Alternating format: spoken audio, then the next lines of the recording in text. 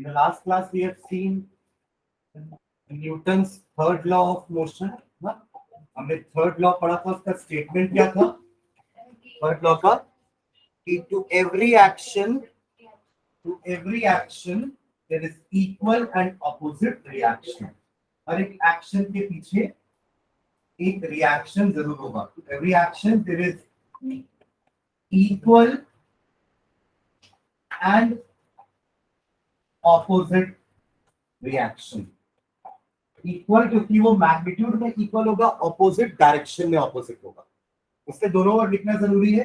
Magnitude में वो equal होंगे बट डायरेक्शन में वो एक दूसरे के ऑपोजिट होंगे. क्लियर है? हमने एग्जांपल लिया था वो मैग्नेट वाला, है ना, जहां पे हमने एफ ए बी को एफ बी ए से इक्वेट किया था. याद है? Force on A due to B is equal and opposite to force on B due to A. है ना क्लियर? इसी को न्यूटन्स थर्ड लॉ बोलते हैं. इसके हमने कुछ एप्लीकेशंस देखे थे. एक गन बुलेट वाला, याद है? जब बुलेट फायर होके निकल जाएगी गन से तो दैट इज एक्शन, एंड जब गन का रिकॉइलिंग हो रहा है that is reaction. Gun bullet example. उसके बाद वो फायरमैन वाला, याद है? फायरमैन एंड होस पाइप. ठीक है? और हाँ, स्विमिंग वाला एग्जांपल. ठीक है? और वॉकिंग भी था ना, वॉकिंग रनिंग वाला, वॉकिंग एंड रनिंग. रॉकेट वाला एग्जांपल. फिर बलून वाला example.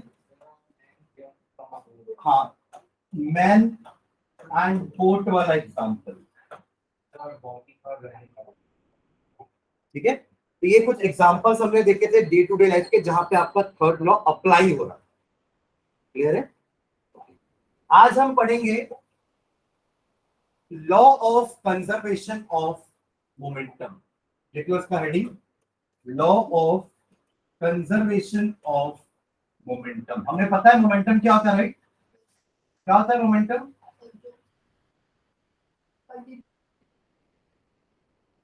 quantitative term of motion. अच्छा, ये वो जो बताएगा कि कितना मोशन है. तो मोशन का मतलब, मोमेंटम का मतलब क्या हुआ? It is the quantity of motion contained, right, Yes. In the body. उसको हम मोमेंटम बोलते हैं. उसका मैथमेटिकल फॉर्मूला क्या होता है? P is equals to m into v, right? P is equals to m into v. Mathematically momentum को वो बोला जाता है. ठीक है? कंजर्वेशन का हमें पता है मतलब क्या होता है? बचाना, बचा हुआ, खत्म नहीं होगा, उसको हम कंजर्वेशन बोलते हैं. ठीक है? इसका स्टेटमेंट लिखना. Law of conservation of linear momentum states that, linear momentum है ना, ये बॉडी एक लाइन में चल रही है, स्ट्रेट लाइन में चल रही है, linear momentum. Law of conservation of linear momentum states that, सब लिख रहे हैं? पीयूषी, दर्शना, काव्य, Yes, sir. Yes, sir. law of conservation of linear momentum states that, या तो ऐसा तो लिखना ही है ना, यहाँ तक तो लिखना ही है सब सारे स्टेटमेंट में.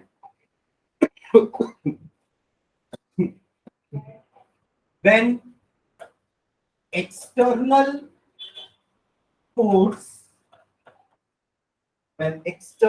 force acting on a system is zero, acting on a system is zero, the total linear momentum of the system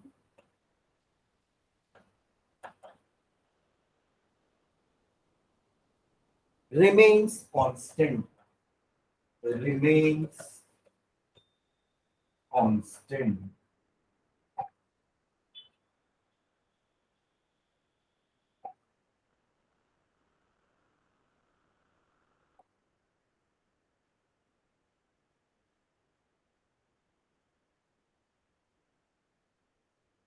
समझ में आ रहा है? हाँ, आगे आगे बढ़े क्या है, देखो स्टेटमेंट, अगर आप एक बाहर से फोर्स नहीं लगा रहे, when the external force on a system is zero, system का मतलब क्या होता है? एक बॉडी या ग्रुप ऑफ बॉडीज, जैसे कि bullet and gun is a system, rocket and exhaust gas is a system. वो दोनों आपस में एक्ट करे ना एक दूसरे के ऊपर। थर्ड लॉ याद रखो, जितने भी पीछे एप्लीकेशन लिखे हैं वो सब सिस्टम थे, जहां पे दो बॉडीज इन्वॉल्व थी, होस pipe and fireman a system. समझ में आ रहा है? तो कोई भी सिस्टम में अगर आप एक एक्सटर्नल फोर्स नहीं लगाते हो तो उस सिस्टम का टोटल लीनियर मोमेंटम हमेशा सेम रहता है। टोटल की बात कर रहा हूं मैं इंडिविजुअल बॉडी की बात नहीं कर रहा हूं। अगर मैं गन और बुलेट वाला सिस्टम लेता हूं, मान लो ये आपका गन है, ये बुलेट है, इसके अंदर अभी निकली नहीं है, दोनों रेस्ट पे है ना, तो दोनों का इनिशियल मोमेंटम कितना हो जाएगा? जीरो। समझ रहे हैं? अब ध्यान से समझना, जब बुलेट को गन को फायर किए, बुलेट निकली स्पीड से, अब इसकी एक वेलोसिटी होगी और गन भी पीछे रिकॉइल हुई है, उसकी भी कुछ ना कुछ वेलोसिटी होगी। देखो स्मॉल भी कैपिटल भी दे रहा हूं, बुलेट छोटी तो उसके लिए स्मॉल भी, गन बड़ी तो उसके लिए कैपिटल भी। समझ में आ रहा है? और कैपिटल एम गन का मास जो कि ज्यादा होगा और स्मॉल एम बुलेट का मास जो कि कम होगा। पहले भी बुलेट और गन का मास उतना ही था, capital M small M, but उनकी वेलोसिटीज पहले जीरो थी। इनिशियल लिख लेता हूं मैं, यू लिख लेता हूं यहाँ पे, क्योंकि दोनों अभी तक रेस्ट पे थे, बुलेट चली नहीं थी, गन चली नहीं थी, राइट? तो उनका इनिशियल मोमेंटम कितना हो गया? जीरो। फाइनल मोमेंटम में दोनों का मास तो हमें पता है वही है जितना पहले था, बट अब वेलोसिटी देखो, एक की वेलोसिटी पीछे की तरफ है और दूसरे की वेलोसिटी आगे की तरफ है, तो एक को आप प्लस लोगे तो दूसरे को माइनस। जब आप इनके मोमेंटम को ऐड करोगे like this, they will also come out to be zero, क्योंकि पहले जीरो था। तो सिस्टम का मोमेंटम जितना पहले था बाद में भी उतना ही रहेगा। यही है आपका law of conservation of momentum. Unless and until आप कुछ बाहर से फोर्स, आपने कुछ फोर्स नहीं लगाना, गन बुलेट के बीच में काम हो रहा है, जो काम कर रहे हैं वो गन और बुलेट ही आपस में कर रहे हैं, there is no external force applied here. समझ में आ रहा है? तो स्टेटमेंट क्या से स्टार्ट करेंगे? When external force is zero, है ना, देन द नेट या टोटल, नेट बोल दो या टोटल बोल दो, एक ही मतलब होता है, टोटल का मतलब नेट होता है। नेट प्रॉफिट कितना हुआ बोलते हैं ना, सब चीज काट के नेट कितना टोटल प्रॉफिट हुआ आपको, आपका खर्चा और सब काट दो तो आपका प्रॉफिट कितना, नेट प्रॉफिट बोलते हैं इसको, टोटल प्रॉफिट। तो द नेट मोमेंटम या the total linear momentum is of the system. System याद रखना, ये सिस्टम वर्ड बोलना बहुत जरूरी है, क्योंकि देखो इंडिविजुअल तो मोमेंटम बड़ा है दोनों का, तो जीरो। इंडिविजुअल तो दोनों का मोमेंटम बड़ा है ना, पहले दोनों का मोमेंटम जीरो जीरो था। अब बुलेट का एक मोमेंटम है कि नहीं, एम इंटू वी, गन का एक मोमेंटम है कि नहीं, एम इंटू माइनस वी, है ना, दोनों का अलग अलग momentum, but total momentum of the system अभी भी जीरो होगा। तो मतलब कोई एक्सटर्नल फोर्स नहीं लगा उसका जीरो। हाँ, अगर आपने एक्सटर्नल फोर्स लगा दिया उस बुलेट में, तब उसका वो जो मोमेंटम है वो जीरो नहीं रह जाएगा। अगर नहीं लगा तो कैसे भी कोई जीरो नहीं लगा तो कैसे भी जीरो। हाँ, मतलब जीरो इन द सेंस जितना पहले था वो अभी भी उतना ही रहेगा, रिमेन्स कांस्टेंट। हाँ, लिख सकते हैं, when external force is not applied on a system, या when external force on a system is zero, एक ही मतलब है, the total linear momentum या the net linear momentum of the system is या always remains constant। क्लियर है? Statement clear है सबको? आप चारों क्लियर है? Kavya, Jayati, Piyushi and Darshana? Yes, sir. ये बुलेट का एग्जांपल समझ में आया आप लोग को? Yes, sir. Yes, sir. तो इंडिविजुअल बॉडी का मोमेंटम चेंज होगा, बट सिस्टम का मोमेंटम पहले जितना था टोटल अभी भी उतना ही होगा टोटल। ठीक है, तो इसका एक प्रूफ करते हैं अपन, एक एग्जांपल लेके अपन प्रूफ करते हैं इसका ना। तो हेड डाल लेना प्रूफ। क्वेश्चन आता है state and proof law of conservation of linear momentum. तो पहले आपको ये स्टेटमेंट लिखना है और ये प्रूफ। तो प्रूफ के लिए हमको एक एग्जांपल ले लेते हैं, नीचे लिखना suppose two balls A and B, suppose two balls A and B are moving in the same direction, are moving in the same direction, are moving in the same direction on the same, along the same line. Suppose two balls A and B are moving in the same direction along the same line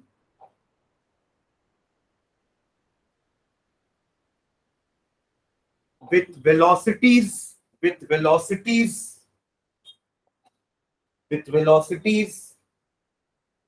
UA and UB, ऐसे लिखना UA and UB। U मतलब initial velocities है ना, U मतलब initial होता था ना, and V मतलब फाइनल है ना। तो उनकी initial velocities UA and UB respectively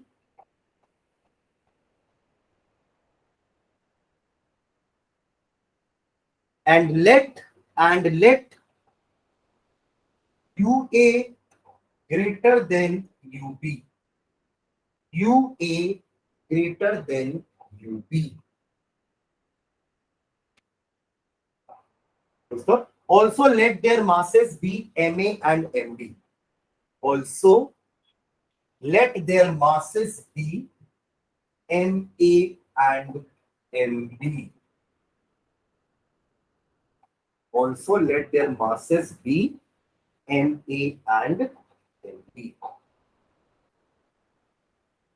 समझ में आ रहा है? ये जो मैंने अभी आप लोगों को लिखा ना, सिचुएशन यहाँ बना रहा हूं मैं, ठीक है। तो ध्यान देना, ये एक आपका ग्राउंड है जहां पे वो दोनों बॉल मूव कर रही हैं, ठीक है। ये मत बनाना पड़ेगा, मैं बोलूंगा तब बनाऊंगा, ठीक है। ये रहा एक बॉडी ए, ये रहा दूसरा body B. It is moving with the velocity UA and it is moving with the velocity UB।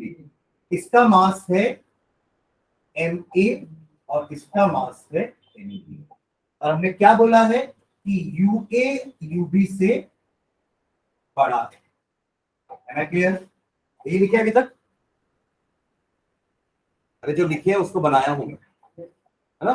दोनों एक ही डायरेक्शन में जा रहे हैं ना, with velocities U and UB, इनका मास है MA MB। बाकी जब हम कोई क्वेश्चन करेंगे तो वैल्यूज दी रहती है, एक 2 किलो की बॉल है, 5 किलो की बॉल है, एक 10 मीटर पर सेकंड की स्पीड से चल रही है, दूसरी 15 मीटर पर सेकंड की स्पीड से चल रही है। समझ रहे हैं ना? यहाँ मैं एक जनरलाइज एग्जांपल ले रहा हूँ, इसमें MA MB UA UB, mass and initial velocities of the bodies. Clear है? यहाँ तक क्लियर है सबको? अब हमें, क्योंकि हमने यहाँ लिख दिया कि UA UB से बड़ा है, तो ऑब्वियसली ये जाके इससे टकराएगा ना, तभी तो अपन ने इसकी वेलोसिटी ज्यादा ली हुई है। अगर आप बोलते हैं कि UA UB से छोटा है तो ये तो हमेशा ऐसे ही चलते रहते हैं, UB आगे ही रहता है हमेशा, UA पीछे ही रहता है। अगर एक गाड़ी को ओवरटेक करना है तो पीछे वाली गाड़ी की वेलोसिटी बढ़ानी पड़ेगी ना, तब तो उसको ओवरटेक कर पाएगी। समझ रहे?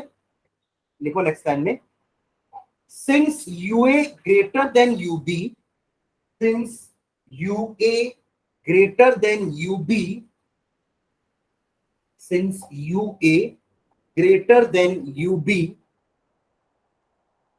comma, the balls collide, the balls collide, the balls collide, collide होंगे, टकराएंगे दोनों एक दूसरे से, ठीक है। और जब टकराएंगे दोनों एक दूसरे के ऊपर फोर्स लगाएंगे, A B के ऊपर फोर्स लगाएगी और B A के ऊपर, FAB FBA, याद आ रहा है? तो फुल स्टॉप लगा के लिखना, at the time of collision, at the time of collision, at the time of collision, इसकी at the time of collision, collision का मतलब क्या होता है? टकराना, collision, COLLISION, collision. At the time of collision, FAB क्या हो जाएगा? तो क्या प्रोनाउंस करेंगे? Force on A due to B.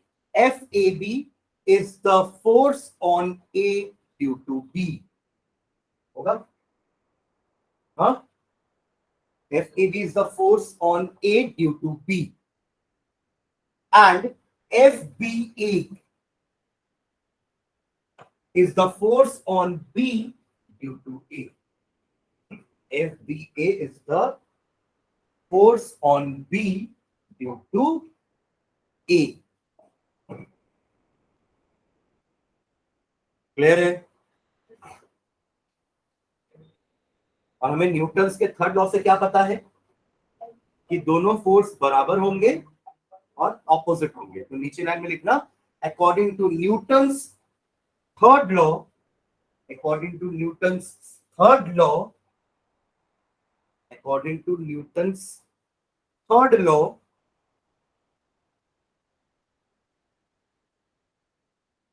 FAB is equals to minus FBA. देख सकते हैं? FAB is equals to minus FBA. इसको इक्वेशन नंबर 1 डाल के भी छोड़ दो, इसको अपन यूज करेंगे आगे. अलग से लाइन में लिख लो ना. और कैपिटल एफ लिखना भैया. यहाँ सब में कैपिटल है तो स्मॉल क्यों लिख रहा है? इस सार एक पे भी तरफ स्मॉल लेटर दिख रहा है क्या? तो क्यों लिख रहा हूं मैं कैपिटल? ठीक है, ना तो क्लियर है. अब सेकंड सिचुएशन जो अभी लिखे हैं उसका डायग्राम बनाओ.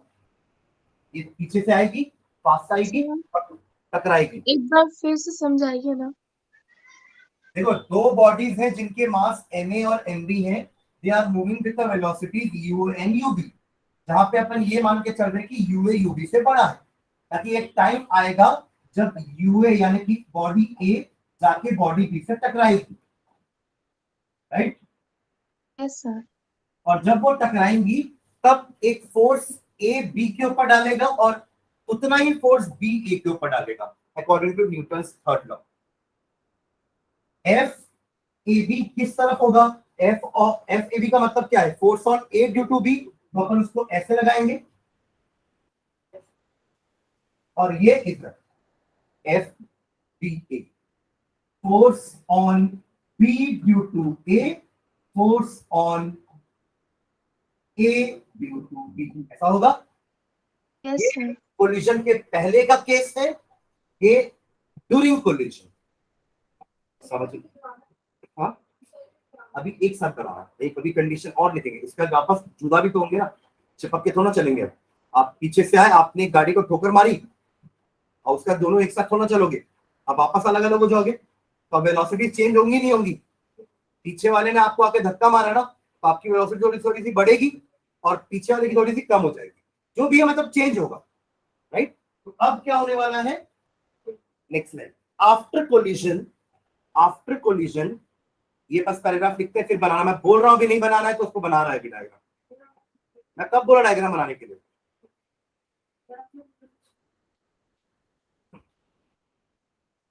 After collision, the final velocities of ball A and B are, after collision, the final velocities of A and B are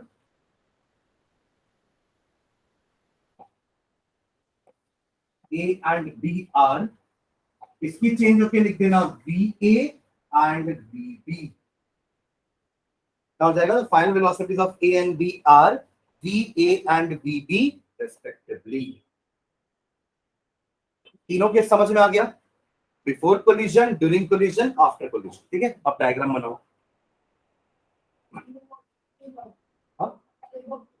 हाँ, एक ही लाइन में बनाना है ये सिचुएशन. समझ रहे हो क्या बोल रहा हूं?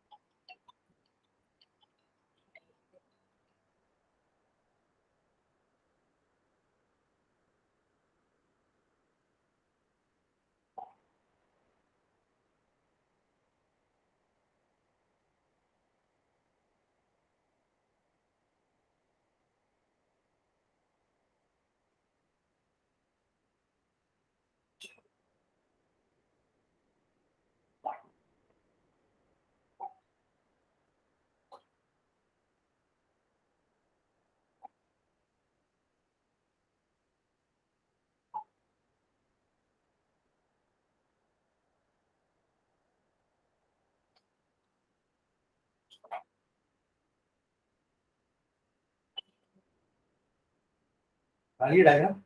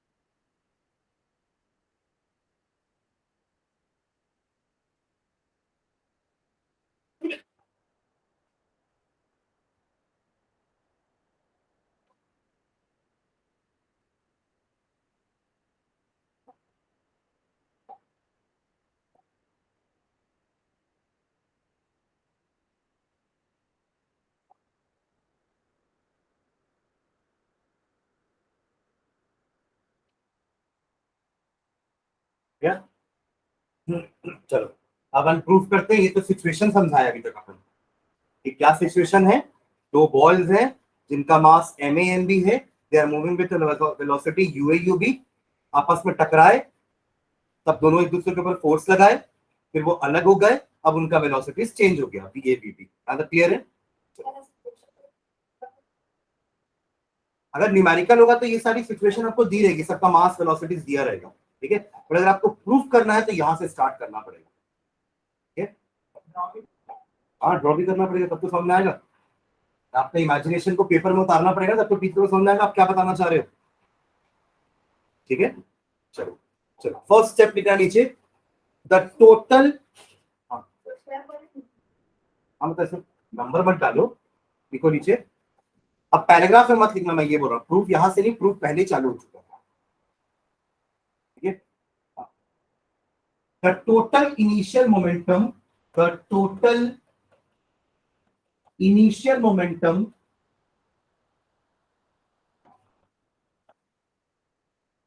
of two bodies is equals to, the total initial momentum of two bodies is equals to, initial momentum बोल रहा हूं मतलब मैं यहां केस की बात कर रहा हूं, राइट, फर्स्ट केस की।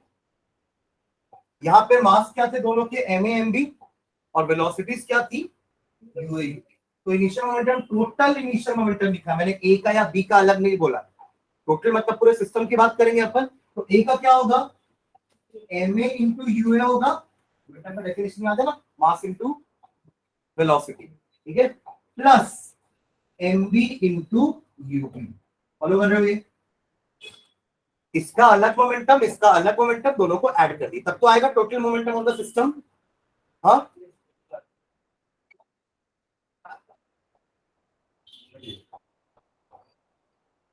समझ में आ रही है बात?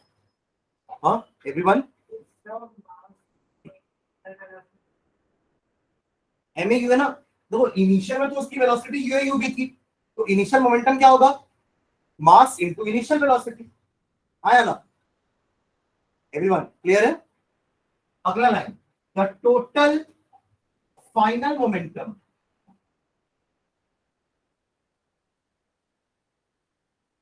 The total final momentum of two bodies. अब आप लोग बताओ इसका क्या होगा आंसर,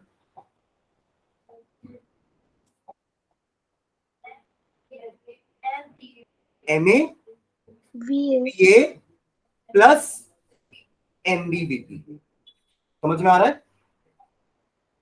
एम ए बी ए, देखो वी और यू को ध्यान से लिखना ना, एक जैसे ना दिखे, एम बी बी बी। आप लोग को आ रहा है समझ में चारों? कहां पे yes sir Yes, sir. चला,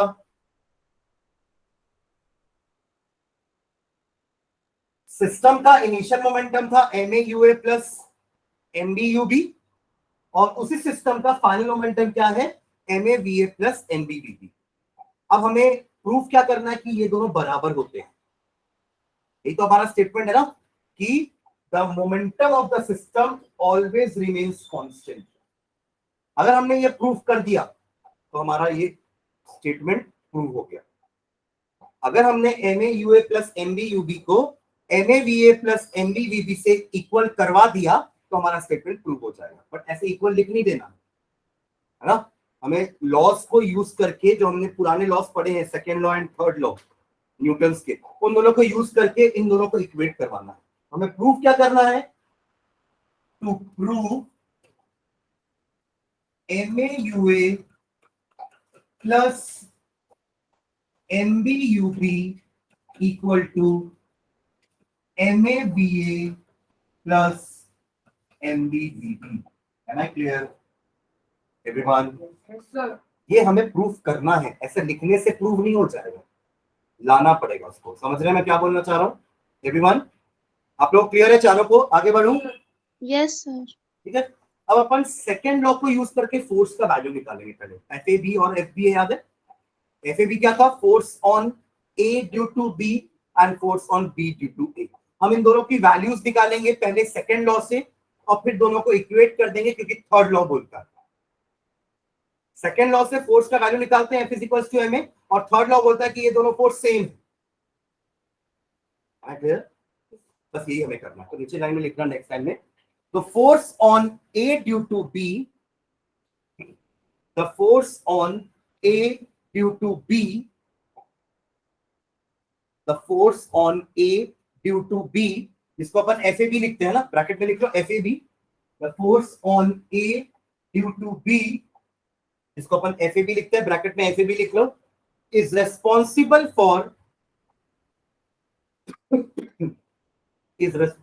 for rate of change of linear momentum of A. The force on A due to B is responsible for the rate of change of momentum of A. ये second law तो था ना? कोई define, कोई statement बताएगा मुझे second law का? Anyone online में जो है या ऑफलाइन में जो है, क्या था स्टेटमेंट सेकेंड लॉ का? एनीवन?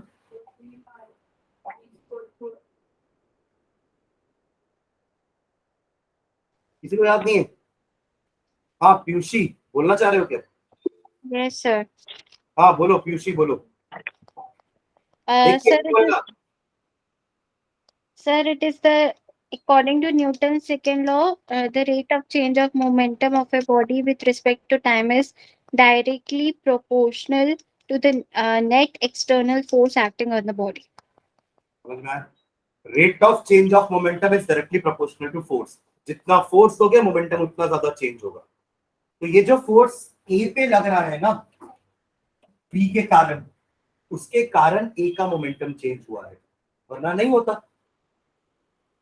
ये तो आराम से चल रहा था ना। जब बी ने ए के ऊपर फोर्स लगाया तब उसका मोमेंटम चेंज होके एम ए भी हो गया। फिर कहा ध्यान नहीं है, इमेज नहीं है, क्लास में है पक्का है। एफ ए बी क्या है? It is the force on A due to B, और यही फोर्स के कारण ए का मोमेंटम चेंज हो रहा है। आया ना? तो rate of change of momentum of A को मैं कैसे लिखूंगा?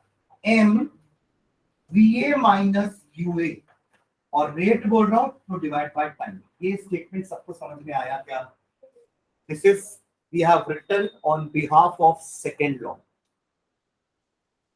rate of change of momentum is equal to force. Am I clear? Everyone?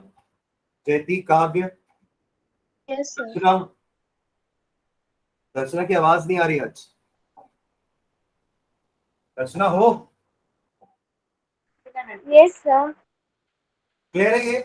पक्का? क्योंकि प्रूफ करते समय ये चीज याद नहीं आती है। Force on A is responsible for the rate of change of momentum of A. अगर फोर्स A के ऊपर नहीं लगता तो A जैसे पहले चल रहा था वैसे ही चलता रहता था, पर टकराने से A के ऊपर B ने फोर्स लगाया, जिससे उसका मोमेंटम अब चेंज होके NABA हो गया। पहले उसका मोमेंटम NAUA था, बट फोर्स के कारण उसका मोमेंटम NABA हो गया।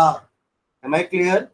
तो rate of change of momentum is equal to force applied. ये हम सेकेंड लॉ से लिख रहे हैं। Am I clear?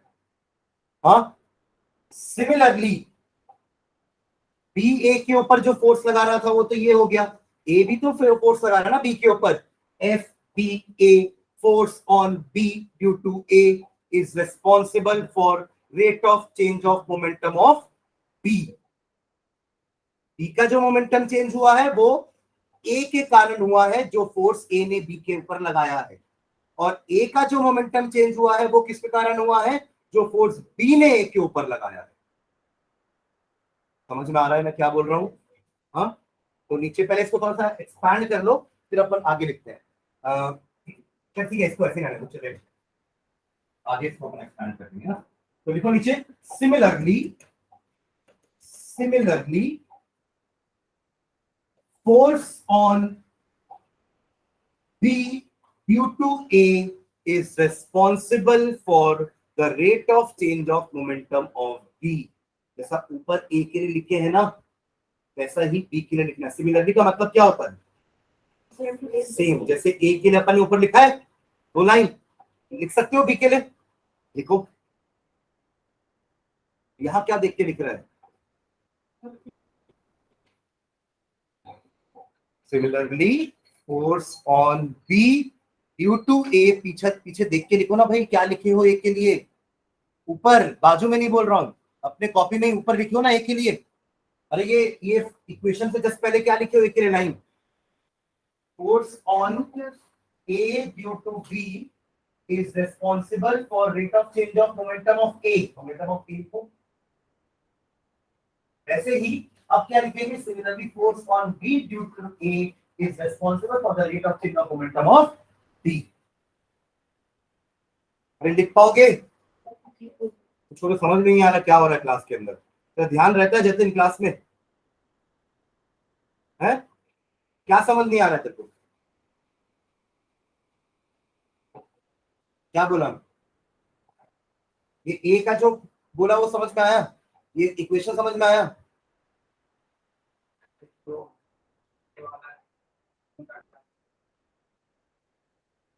दोनों टकराए तो दोनों एक दूसरे के ऊपर फोर्स लगाए, और उस फोर्स के कारण उसका मोमेंटम चेंज हुआ। तो ऐसे धीरे धीरे चलता रहेगा मार्केट ना। एक वेलोसिटी है, मैं पीछे जाके तेरे को धक्का दे दिया, तेरा वेलोसिटी बढ़ेगा कि नहीं बढ़ेगा? बस वही हो रहा है। तो तेरे मोमेंटम में चेंज हुआ, पहले तो धीरे धीरे चल रहा था, तेरे मोशन कम था, मैं धक्का दिया तो तेरा मोशन बढ़ा कि नहीं, फास्ट हुआ कि नहीं? मोमेंटम बढ़ा ना। पहले मोमेंटम कम था, m इंटू वी पहले कम था, बाद में m इंटू वी बढ़ गया, तो कि वेलोसिटी बढ़ गई। क्यों बढ़ी? क्योंकि मैंने फोर्स लगाया। नहीं लगाया तो अभी भी आराम से चलता रहता। क्लियर? तो force on B due to A is equal to, क्या लिखूं जल्दी बोलो? ये एम ए लिखा ना, मैं एम लिखा हूं, एम ए लिख लेना इसको, M B B B minus u B upon T. B का बात करेंगे ना तो एक कहां से आ जाएगा? समझ रहे हैं? ये दोनों हमने लिखा है अकॉर्डिंग टू कौन सा लॉ? Second law. ठीक है। अब इक्वेशन 1 याद है क्या लिखे थे? F A B is equals to minus F B A, third law से लिखे थे ना। अब लिख देना नीचे, put values of F A B and F B A in equation 1। ये था ना सब वहां नंबर, इक्वेशन 1। हाँ, F A B is equals to minus F B A में मैंने बोला था इक्वेशन 1 डालना, डाले थे सब? चलो पुट कर दो वैल्यूज वहां पे। एफ ए बी की जगह ये रख दो, M A B A minus you A upon T is equal to, ये हो गया F A B is equals to minus, अब एफ बी का वैल्यू रख दो, M B B B minus u B upon T. T दोनों के पास है ना नीचे, तो कैंसिल हो जाएगा, टी टी कैंसिल कर सकते हैं है ना। तो टी और टी को कैंसिल कर देना। अब फॉलो कर रहे हैं? आगे बढ़ो। आप चारों सब साथ में हो मेरे? साथ में दर्शना, जयती, पीयूषी Yes, sir.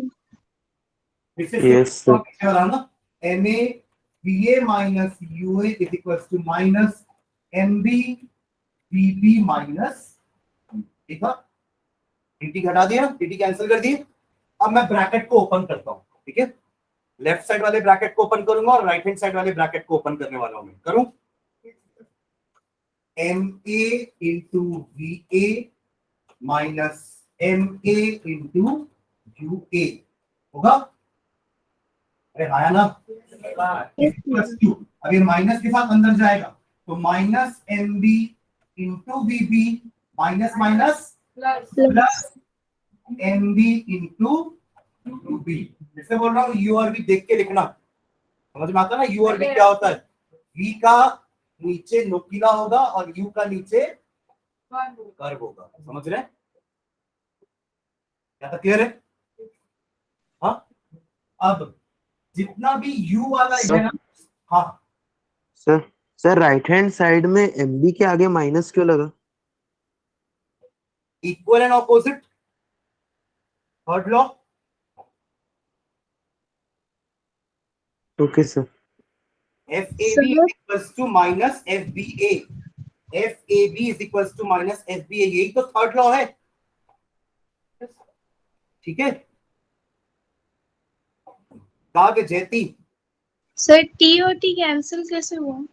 दोनों नीचे है ना, दोनों कैंसिल हो जाएंगे, दोनों ऊपर होते तो भी कैंसिल हो जाते, एक जगह ऊपर और एक जगह नीचे होते तो क्रॉस मल्टीप्लाई होके स्क्वायर हो जाते, आया ना। Yes sir. अगर यहाँ टी ऊपर होता, यहाँ टी नीचे होता तो ये टी यहाँ जाके क्रॉस मल्टीप्लाई करके टी स्क्वायर होता, बट अभी तो नीचे यहाँ पे दोनों है ना, टी, इसको काट सकते हैं ऐसे, यस सर। नहीं करते कभी ऐसा, मैथ्स में नहीं किया कभी, हाँ, आगे बढ़ू, हाँ, यस सर। अब जितने भी U वाले हैं ना उनको एक साथ ले आओ, जितने भी V वाले हैं उनको एक साथ ले जाओ, तो ये U वाले को इधर ले जाता हूँ, V वाले को इधर ले आता हूँ, MA VA plus MB VB is equals to MA UA plus MB VB, hence prove। देखो टू प्रूव में क्या लिखे थे,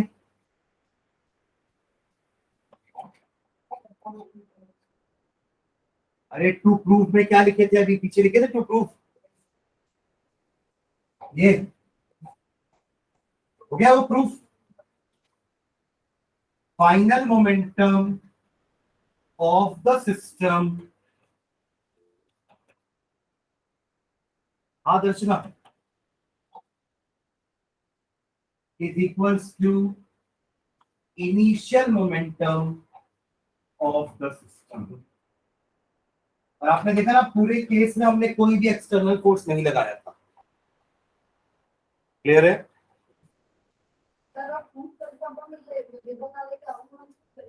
नहीं, तो ये इक्वल नहीं होता फिर, ठीक है, प्रूफ करने के लिए ऐसे कभी नहीं करेंगे, हमेशा जनरलाइज प्रूफ होता है, ठीक है, मैथ्स में भी आप लोग बहुत सारे थ्योरम पढ़ोगे अभी क्लास 9 में, उसका प्रूफ हमें ऐसे ही करना होता है, आपको ऐसे वैल्यू दे के नहीं करते, आप एग्जाम्पल देके समझा सकते, एग्जाम्पल देने के लिए आप वैल्यूज दे सकते हो,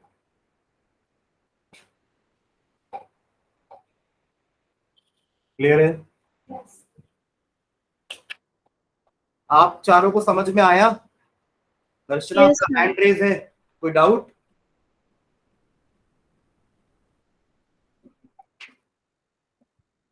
अब जितने भी हमने थर्ड लॉ में एप्लीकेशन पढ़े थे ना, सब में ये वाला लॉ एप्लीकेबल है, क्योंकि सब सिस्टम है, गन बुलेट सिस्टम, रॉकेट और गैस का सिस्टम, फायरमैन और होस पाइप का सिस्टम, और बलून वाला एयर का सिस्टम, बोट वाला सिस्टम, ये जितने भी एग्जांपल हमने देखे हैं उन सब में रॉकेट प्रोपल्शन वाला सिस्टम भी सब इसमें एप्लीकेबल होगा, ठीक है।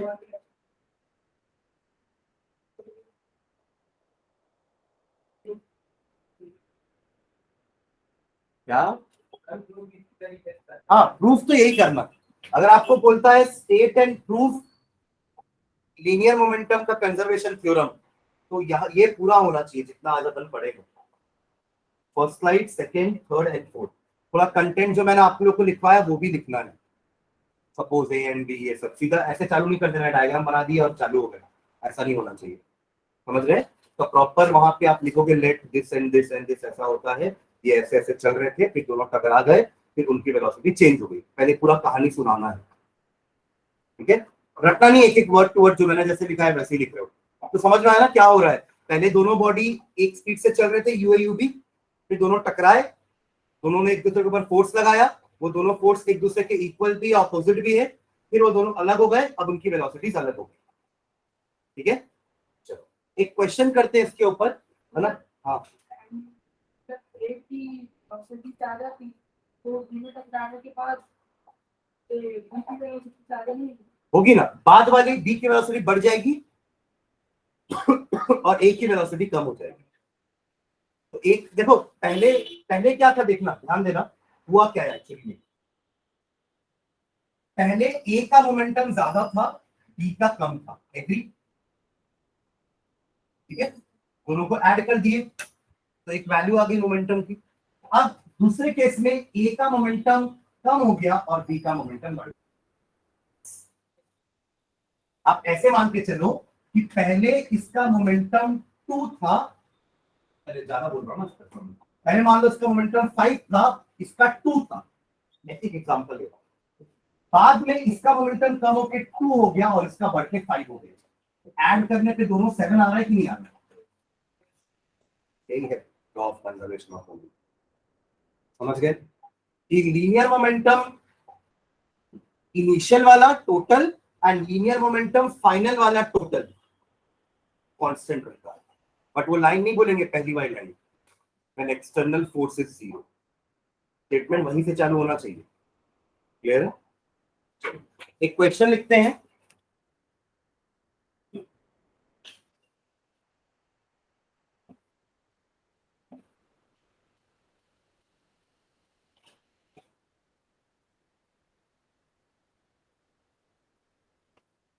two blocks A and B, two blocks A and B, two blocks A and B of masses 2 kg and 10 kg, two blocks A and B of masses 2 kg and 10 kg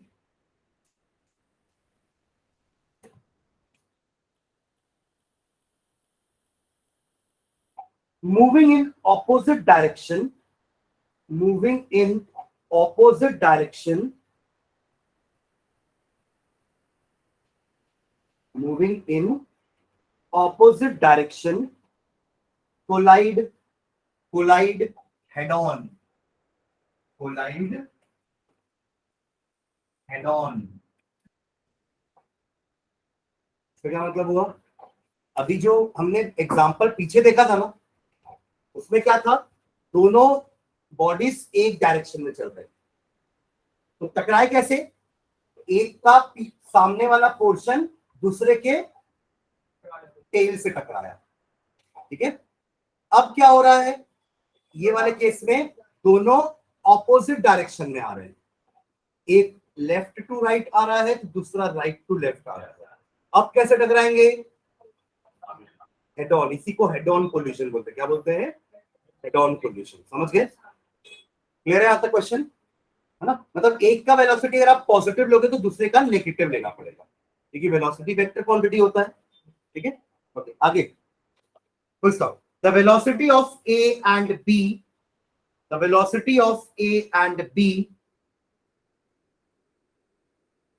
the velocity of A and B just before collision, the velocity of A and B just before collision, the velocity of A and B just before collision is 10 meter per second and 2 meter per second respectively. 10 meter per second and 2 meter per second respectively. यहां लिखा नहीं रहेगा कि एक का 10 है दूसरे का -2 है, आपको समझना होगा कि दोनों ऑपोजिट डायरेक्शन में है, तो एक का 10 लूंगा तो दूसरे का -2 लूंगा। Very good, I am saying question में कभी भी नेगेटिव साइन के साथ आपको कोई भी चीज नहीं दी रहेगी। रिटार्डेशन भी बोल देगा कि रिटार्डेशन 2 मीटर पर सेकंड स्क्वायर का है, वो आपको समझना पड़ेगा कि ए का वैल्यू -2 है। रिटार्डेशन इज नेगेटिव एक्सेलरेशन ना, समझ गए? तो क्वेश्चन में कभी भी ऐसा नेगेटिव साइन क्या दिया नहीं रहेगा, आपको समझना है कि लिख दिया है कि ऑपोजिट डायरेक्शन में आ रहे हैं, तो एक का अगर पॉजिटिव ले रहे हो तो दूसरा का नेगेटिव लेना ही है। ठीक है, full stop. What is the final velocity, what is the final velocity, what is the final velocity if the two blocks stick after colliding? What is the final velocity if the two blocks, block लिखे थे ना, what is the final velocity if the two blocks stick, चिपक गए वो आपके, अलग नहीं हुए, अब एक साथ ही जा रहे होंगे, ऐसे टकरा है। अब जिसकी ज्यादा वेलोसिटी होगी, जिसका ज्यादा फोर्स होगा, उसके डायरेक्शन में दोनों एक साथ मूव कर रहे हैं चिपक के। ठीक है, गोल कौन घुमा रहा है? ब्लॉक लिखा हुआ है, कार थोड़ी ना है। कार भी होगी तो भी ऐसी सीधा ऐसा टकरा के इसको घिसवाते हुए नहीं जा सकती आगे। मान लो ये बहुत स्पीड से आ रही होगी, ये धीरे से आ रही होगी, टकराने के बाद क्या होगा, ये इसको घसीड़ेगी उसी के डायरेक्शन में। ठीक है, तो दोनों चिपक गए, अब चिपकेंगे तो दोनों का वेलोसिटी सेम ही होगा ना। पहले अलग अलग वेलोसिटी से आ रहे थे, अब चिपक गए, अब मान लो ये दोनों मिलके एक ही बॉडी है और अब वो एक ही वेलोसिटी से चलेंगे, है ना। तो क्या लिखे, what is the final velocity if the two blocks stick after colliding. Question clear है सबको, है ना। चलो पहले जो गिवन है वो लिख लेते हैं। MA गिवन है 2 kg, MB गिवन है 10 kg। देखो मासेस मत चेंज करना, masses before collision, after collision, during collision same रहेगा। ठीक है, आप मेरे साथ के टकराओगे तो क्या ऐसा ना हो कि मेरा वजन आप में आ जाएगा, आपका वजन मेरे में आ जाएगा, ऐसा नहीं होगा। दिया है ना भाई, MA 2 है रेस्पेक्टिवली। रेस्पेक्टिवली का मतलब क्या होता है कि पहली बॉडी का मास 2 है और उसकी वेलोसिटी 10 है, तो MA 2, UA 10, MB 10, UB 2। समझ गए? हाँ, UB को आप बस -2 ले लेना, उल्टा, है ना। आपने अगर UA को 10 लिया है तो UB -2, ऑपोजिट डायरेक्शन। ठीक है, तो टोटल इनिशियल मोमेंटम कितना आएगा, ऐड करेंगे दोनों के मोमेंटम को, MA UA plus MB UB, सुनो, है ना। 2 into 10 plus 2 into minus 10 into -2, वैसा कहाँ पे हुआ है, चिल्ला ना।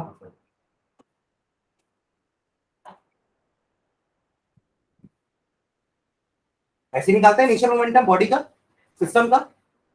MA UA plus MB UB डाल दिए वैल्यूज, कितना आएगा,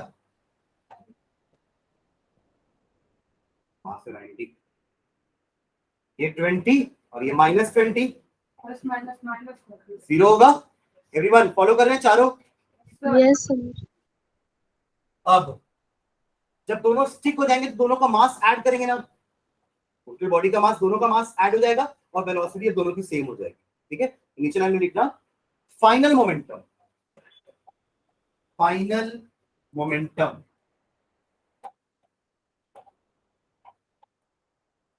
दोनों का मास ऐड कर देंगे, MA प्लस MB, और अब मान लो उनकी वेलोसिटी V है, यही तो निकालना है, V निकालना है, दोनों की कितनी वेलोसिटी होगी एक साथ होगा। हाँ, वैल्यू पुट कर देते हैं, कितना है 10 + 2 12 भी होगा। हाँ नेक्स्ट लाइन में by law of conservation of momentum, by law of conservation of momentum, by law of conservation of momentum initial momentum final momentum बराबर होता है, आया ना। Yes, sir. By law of conservation of linear momentum, initial momentum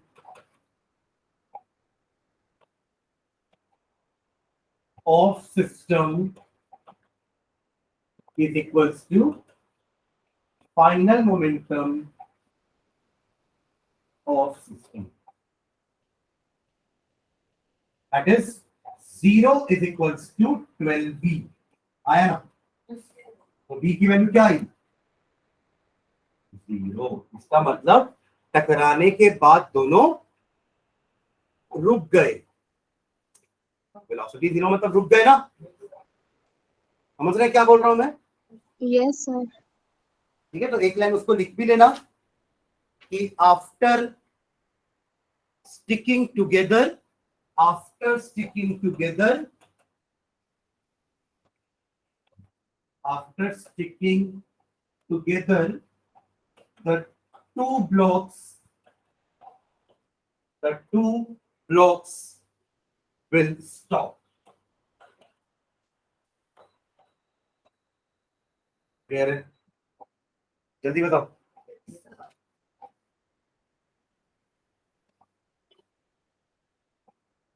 ठीक है, आप चारों को आगे समझ में, कहाँ पे जयती, पीयूषी, दर्शना, Yes, sir. ये बहुत इंपॉर्टेंट टॉपिक था आज का, है ना, law of conservation of momentum. ठीक है, तो ये चैप्टर में इतना ही था। नेक्स्ट क्लास में इस चैप्टर के क्वेश्चंस करेंगे, फोर्सेस का भी और मोशन के जितने भी लॉस के क्वेश्चन न्यूमेरिकल जो भी होंगे वो अपन नेक्स्ट क्लास में करेंगे, और इसके जो भी एक्सरसाइज के क्वेश्चंस है वो देखेंगे। ठीक है, चलो, thank you. Thank you, sir. हाँ कुछ सर? बोलो, हाँ बोलो। सर एक बार सेकंड लॉ फिर से बताएंगे क्या? हाँ